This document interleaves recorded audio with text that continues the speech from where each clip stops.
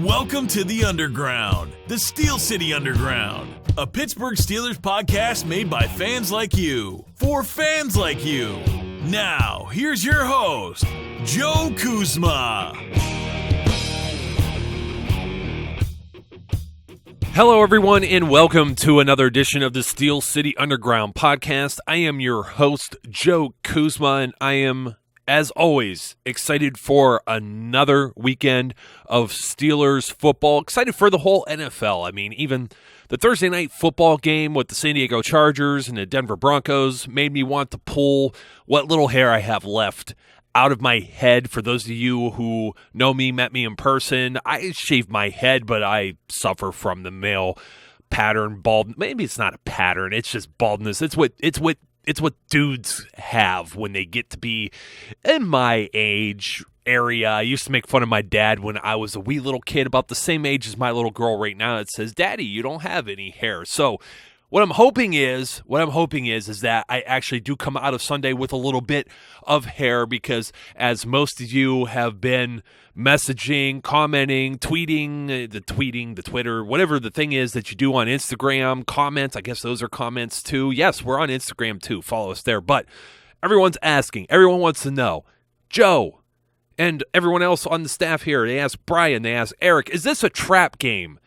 A trap game, the word we don't like to use here at Steel City Underground, but we're having fun with it. You saw a little picture put out on the Instagram, by the way, of the TD. TD is I guess it's for touchdown. It could stand for the Dolphin, but it is the Miami Dolphins mascot. It's got these really effeminate eyelashes on it, and then on the bottom part of the picture is the famous Star Wars character Admiral Ackbar, who led the Rebel fleet into what he saw was an ambush and famously exclaimed, "It's a trap."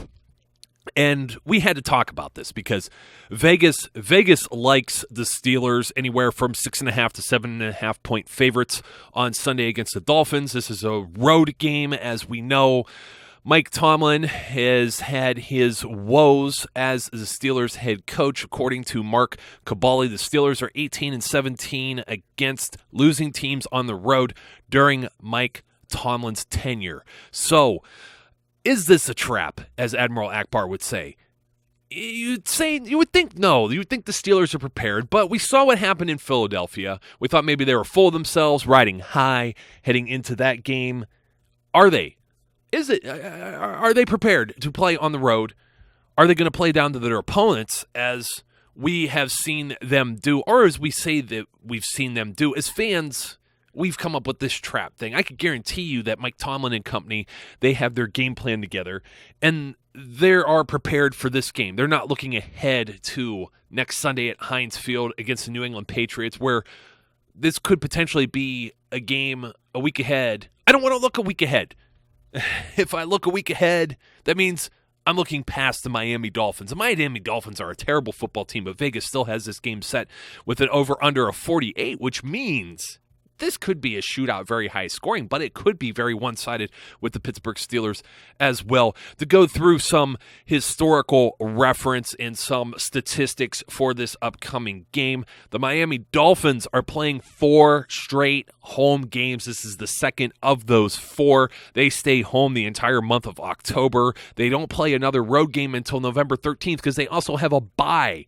They have a bye at the tail end of this before their 4th straight home game, and that is a span of 44 days, according to the Elias Sports Bureau, the longest length of time between road games by an NFL team in a single season since the NFL merger in 1970, and that excludes, of course, the one season in 1982 interrupted by a work stoppage. I have no memory of that. I would have been 1 year old. So, Sunday's meeting. First time that the two Pouncey brothers will ever play against each other at any level. They used to play with each other in high school. They played with each other when they were in college at the University of Florida. So Marquise, of course, drafted in 2010 by the Steelers. Mike was a first-round selection by the Dolphins in 2011. First time ever that these two brothers are going to play each other. That's That's kind of cool. That was one that I didn't know when I saw like all of these statistics coming out for this game. It's the 23rd meeting all time in the regular season between the Pittsburgh Steelers and Miami Dolphins, with the Steelers having a 2-game advantage of 12-10 as the record. The Dolphins in this game. I guess I'll do this right here. The last time that Miami beat the Steelers, it was in Pittsburgh. It was on December 8th, 2013. I remember this very distinctly because I was at that game. It was one of those games I had a field pass for. Got to see Troy Polamalu on the sideline. Got to see when it was the open end zone, the ball swirl above the uprights, both punters and kickers working on their craft in what was that open end zone. Still kind of open, but now you have the PNC Champions Club there. And then we move up from the field level up to our seats to start the game, and the field's covered with snow. It went from green to white in a matter of maybe 10 minutes because it wasn't a long walk. You still had to go up some steps and whatnot. And that game was just absolutely miserable. I think it was Charles Clay at that time was the tight end for the Dolphins, scores a touchdown. Ryan Tannehill ripped off a pretty decently long run with his mobile legs. They end up beating the Steelers, and that was the game, of course, that's very famous for Antonio Brown having maybe his pinky toe on the white.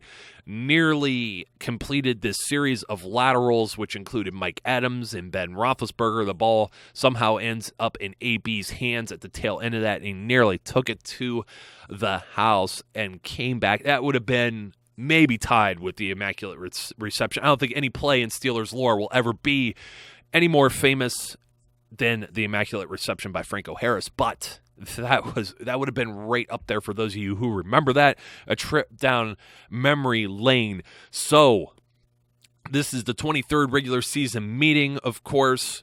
Pittsburgh has defeated, though. They have defeated the Dolphins in 6 of their 13 meetings in Miami and won each of the last 3 games in the state of Florida against the Dolphins.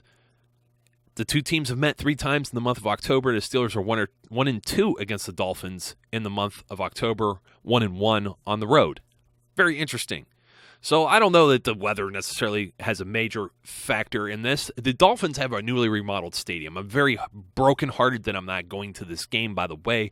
Hard Rock Stadium, now officially licensed, millions and millions of dollars in renovations. They have this canopy that's open in the middle. It reminds you of the old Dallas Cowboys football stadium, except it's not really a dome. It's a canopy, so it's still kind of open air, but 90% of the seats in the stadium covered by shade, and it allows them to have that open spot where they could still have natural grass in the middle of the field. It has some other type of interesting grass that's supposed to be more cushiony, more soft. I forgot the name of it. I'm definitely not one of these landscapers or, let me tell you, the field crews. We don't talk about this enough. I don't think I talk about it at all. These guys, they are like a combination of scientists and just like MacGyver. The things that they do on this field, they work on these fields, especially in Pittsburgh, because Pitt plays, then the Steelers play maybe a day after or a couple days after, and you've had rain at Heinz Field. The way they resawed and work their miracles on this turf and get it playable and in playing condition for these players is incredible. But down in Florida, maybe not as much of an issue there. You got certain type of grass that grows in the shade and stuff. So they have all of this technology down there, and it's just supposed to be like this really, really awesome field to play on. They too have college football teams that play there, of course, the University of Miami.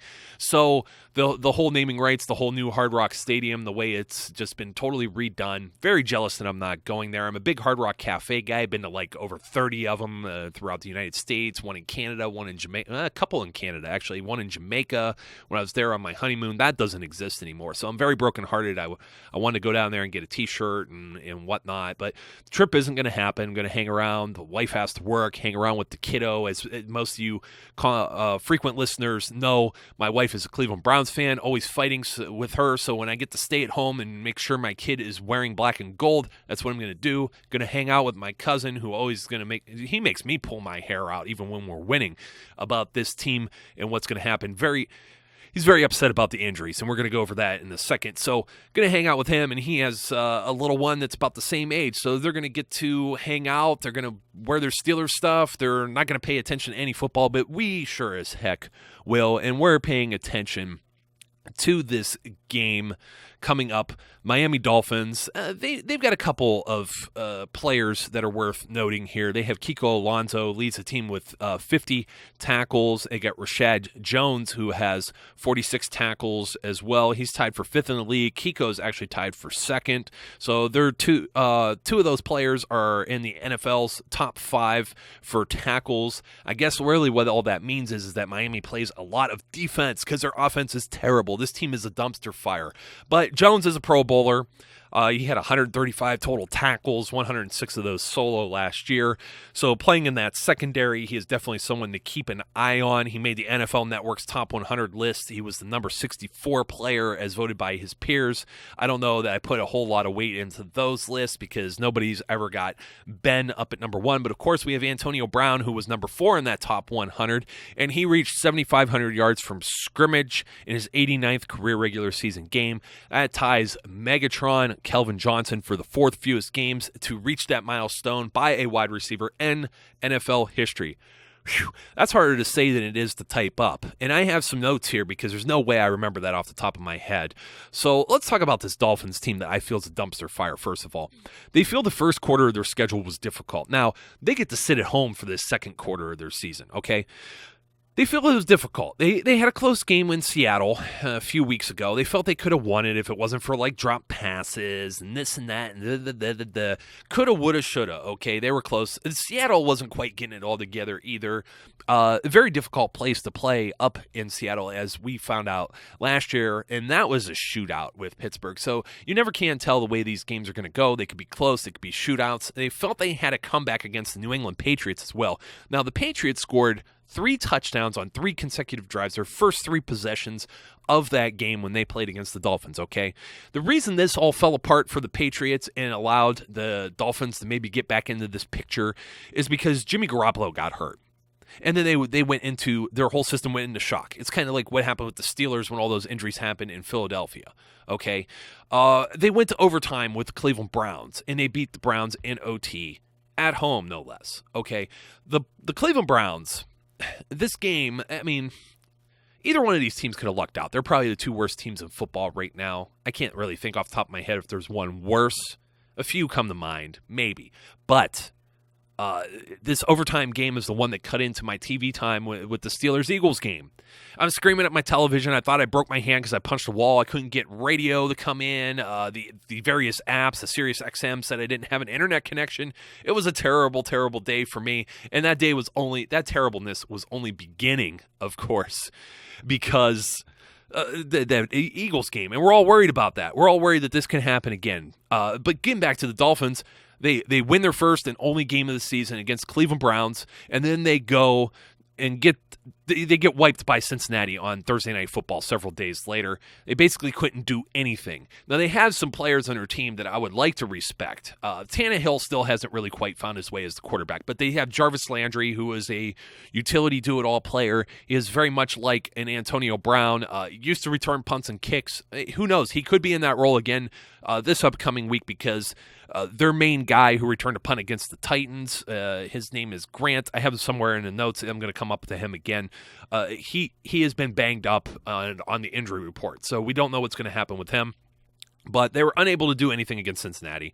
And then they just totally, the Tennessee Titans, don't even look at the score. Tennessee put up over 30 points on them. I think the Dolphins had like 14 points, and one of those was a punt return for a touchdown, or a kick return it was punt return for a touchdown, the aforementioned player. Kadeem Grant, I think is his name. I'll get that for you in a second here.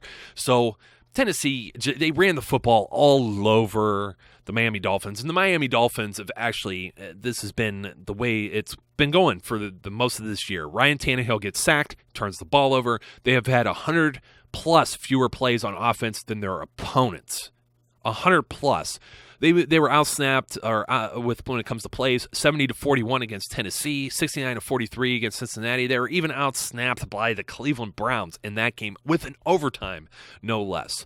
So the Miami Dolphins offense just struggling. Tannehill's been sacked 11 times in the last 2 games. So, you got to ask, is this game a trap? It could be a trap. There are several injured players for the Steelers. We're all concerned as to whether or not some of these guys are going to end up being on the field, but we know pretty much Sammy Coates is going to be a game-time decision. Marcus Wheaton, Marcus Gilbert, Ryan Shazier ruled out. Shazier was getting a little bit of work with conditioning, but hasn't really practiced. We will be getting Robert Golden back at safety, Eli Rogers also coming back at wide receiver this week. So you go down 1, you gain 1. And Eli is probably more suited to being a slot player than Marcus Wheaton. And even so, we have seen that Eli Rogers has actually been more active in this offense in the first 3 games that he played than the latter few games that Sammy Coates has been in and Rodgers has not. So we'll see which players actually ends up being more valuable to this team. That also means it opens the door. There's no word on Roosevelt Nix, who was ruled out last week for the game. He could be back for this game here. We may even see someone called up to the practice squad in a late roster move like we did over the weekend last week, where we saw Ryan Harris and Senquez Golson both move to injured reserve in order to make room for Matt Filer and, I can never remember El Shabaz's name, but at corner, he had to come in as a depth move. So we could see something very similar as DeMarcus Ayers and Kobe Hamilton, who are both on the practice squad, were working with the ones this week just as a backup type situation, emergency type case situation. I don't see either of those players having a whole lot of reps, but you never know. You never know. And if I had to guess, I'm going to guess that Kobe Hamilton may have more value at this point, because since Eli Rogers is healthy, Eli Rogers was taking over some of the punt return duties for Antonio Brown. And speaking of which, I think I mentioned this on the last show as well, having Antonio Brown return punts, you saw him nearly break one in that Jets game. That's the reason why you have him back there. And we're going to see if Eli Rogers is capable of doing any of the same, but Antonio Brown, just a weapon. So is the game a trap game? That is the theme. I don't know. Ben Roethlisberger leads the NFL with 15 touchdown passes through Week 5. The Steelers are tied for second in the NFL with 18 overall touchdowns through Week 5. Pretty much through the date, okay? The Steelers rank second in the NFL with a 49.2% third down conversion rate. That's 31 of 63 attempts that have been successful. And Ben has a record for most TDs in a 3-game span, which is 14. That's his record, okay? It's from week 7 through 9 in 2014, and he has 9 touchdowns in his last 2 weeks. In order to match that, he could throw 5 against Miami and match that record. Miami's allowed 8 total touchdown passes this season. So basically, we're looking at, could it be the Steelers offense versus Miami defense, and we'll look at the Miami offense versus the Steelers defense. Now, we know the Steelers defense is pretty banged up. We mentioned that Cam Hayward's going to be out. We're going to see a lot of Javon Hargrave. We're going to see Ricardo Matthews. I'm very excited to see what they do with Hargrave in this situation. The Dolphins, one of their tight ends is out, Jordan Cameron, as you may remember, ex-Cleveland Brown. They also have a corner who is not going to be playing in this game. Let me pull this up real quick. That is Xavier Howard. Byron Maxwell was actually benched the week prior to last week's Titans game for just not playing very good. And you just see that the secondary, basically, they have the one safety that's pretty decent. Now, their defensive line, and Brian Roach, who wrote the preview for SteelCityUnderground.com that is now out on the website, talking about Ndamukong Kong Su, talking about Cameron Wake, talking about Mario Williams. If I heard correctly from the CBS guys that broadcast this Miami and Tennessee game, they said that this Miami Dolphins defensive line is built to sack the quarterback. Well, that is very true. They are built to sack the quarterback. They were built this way. They even went out of their way to try and they moved up in the draft several years ago to get the one guy that ended up being a bust. But they were doing all of this because they're trying to get after Tom Brady. That's the basic gist of everything. They want to get after the quarterback. They need to get after Tom Brady and try and win that division. And in order to do that, you have to get Tom Brady.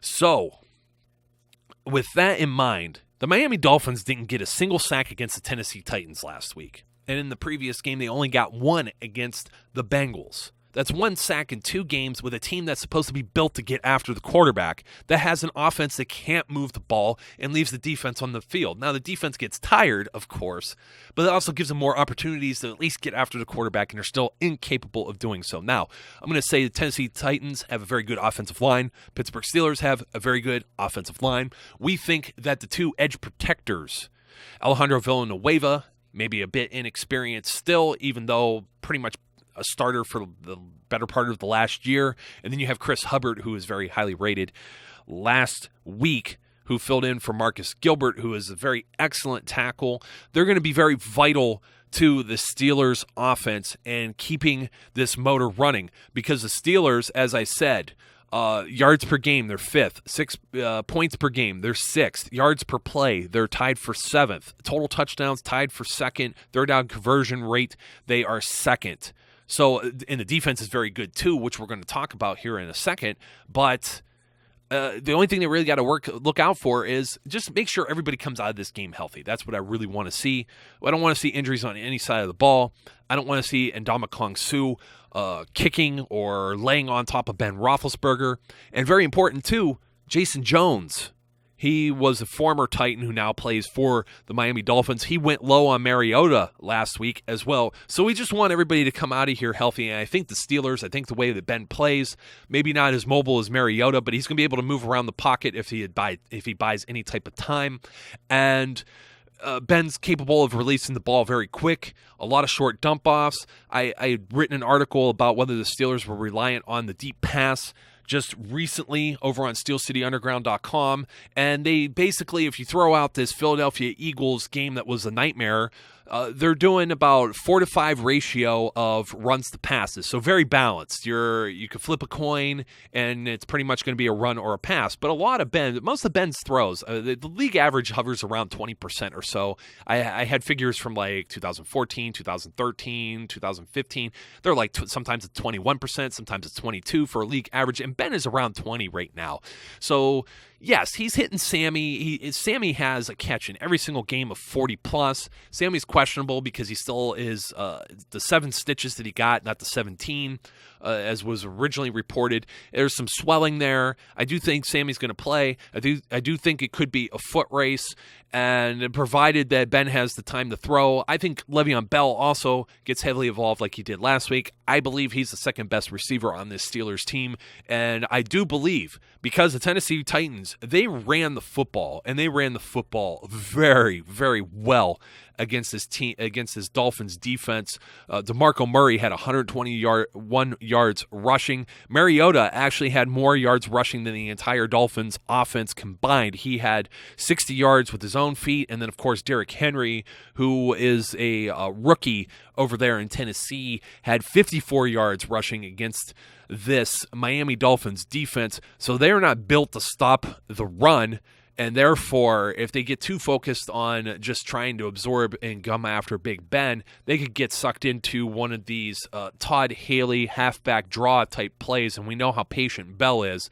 Bell could have a very huge day if they decide to throw D'Angelo Williams out there as well because of all the receivers that are banged up.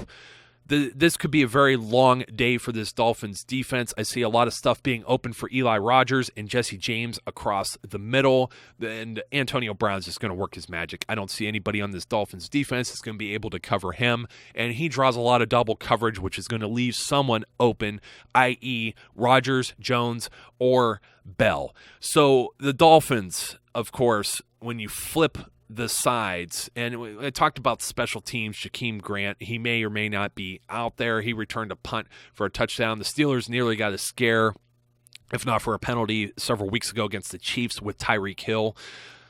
you've got guys that are filling in. You got the next man up. I just want them to be able to contain whatever special teams the Dolphins might have. But the Dolphins offensively are not very good. As I said, Ryan Tannehill getting sacked a tremendous amount of times this season. Their offensive line's still in shambles. They have a center. They have a tackle. Is it Laramie Tunsil, who they're questionable to play in this game. So it's going to be coming down to who's healthy and who can get it done in this game. The Steelers defense, the passes defended, they are fourth. They are fifth against the run. They are fifth in third down conversion, only allowing 32.8%, roughly 1 out of every 3 to convert. And they are ninth in points allowed with 18.1. If you told me the Dolphins were going to put up 20 points in this game, I would find that very hard to believe just based on the games that they have played and how they have struggled thus far this season. Miami, at best here, they put up 10 on the Seahawks, 24 on the Patriots in a 31-24 game. They win in overtime 30-24 against the Browns. They were only capable of generating 7 points against the Bengals and then 17 against the Titans. Don't forget some of these points from special teams and defensive plays as well. It's not just totally on the offense. Ryan Tannehill is not having a very good season so far. He's decent when it comes to his accuracy, 64.1%. He has 6 touchdowns to 7 interceptions, but he has been sacked 17 times this year. The Steelers are going to be able to bring it hot and heavy. We're going to see Anthony Chickillo get his first start. He is in the rotation with Jarvis Jones that I talked about, and we'll see both of those men. They should all 4 outside linebackers, when you bring in Arthur Moats and James Harrison as part of the other rotation, they should all have a big day, if not for tossing in some other guys. Artie Burns getting more snaps and looking to possibly start at corner. Looks like Sean Davis is going to be playing more safety than that nickel corner position, and Justin Gilbert also healthy. So the Steelers secondary key here, and they really haven't been beaten by big plays in the secondary. I mean, you can't think of really any big plays downfield. You had that fluke with Ross Cockrell and Brandon Marshall last week where Ross nearly came up with the interception and Marshall picked his pocket in the end zone. That's really the only one I could think of so far this year. I mean, the Darren Sproles one was a little dump off. That type of stuff could happen. That the team's always been susceptible to some of those type of plays. We saw one with Forte when we analyzed the film over on the website, and we had some clips of those up too. Sean Davis coming up in the box there. So they're trying to work him out a little bit more as safety. I also think that they will be doing that 3 safety type look, the extra DB that's either Davis or Robert Golden, and they may even ease Golden in since it's a hamstring type issue. So Jordan Dangerfield, where this leaves him, I don't know. But all I can tell you is that this secondary, if they do their job and they cover the likes of like Devontae Parker, who's been very underwhelming, Kenny Stills, who has actually been looking like one of their better receivers, Jarvis Landry, who is a target monster. Like I said, the guy's all-purpose, can do it all. They may see Arian Foster back out there. I don't know. Arian Foster is always injured. Arian Foster has put up good numbers against the Steelers in the past. The guy plays with a chip on his shoulder. He's capable of receiving the ball. So is Jay Ajayi, but Jay Ajayi just doesn't seem to be the guy that gets a whole lot of yards per carry, doesn't have the same type of vision as Foster, and thus that's why the older, more veteran, more experienced Arian Foster is the starter there in Miami. So we'll see if Foster ends up coming back. Either way you look at it, though, I'd be very disappointed if the Steelers don't come out of this with a decently sized 2-score victory. This should not be a close game. A lot of us have Florida on our brains from the Jacksonville Jaguars game that we thought was probably about the same a few years ago. This is not the same. And, of course, losing to the Dolphins at home. This is not the same football team. This football team is deep. I think they have a lot of weapons. I think the defense is playing a lot better. They're starting to come into their own. And the Dolphins with a banged-up line, a quarterback that doesn't make a lot of great decisions in Ryan Tannehill and has been put on his back looking up at the sky more often than not this season, should bode well for the Pittsburgh Steelers. Is it a trap, folks? I'm going to say it's not a trap. I hate the word trap. I want to see this team come out with a decisive victory on the road against an AFC opponent, further pad their lead in this conference before looking ahead to anybody. Take care of business now in Miami. Come home, well, maybe have a mimosa or something on the beach to hang out and have some fun after the game. Celebrate, then come home and get ready and prepared for the following game. I will not say the name of that team ever again because this will not be a trap game. Folks, go Steelers. What else can I say? Have fun. Enjoy yourselves. Don't fret too much. It's not a trap. Be safe, be good, and I will catch you later. We would like to thank you for listening and remind our listeners to follow us on social media and our website, www.steelcityunderground.com.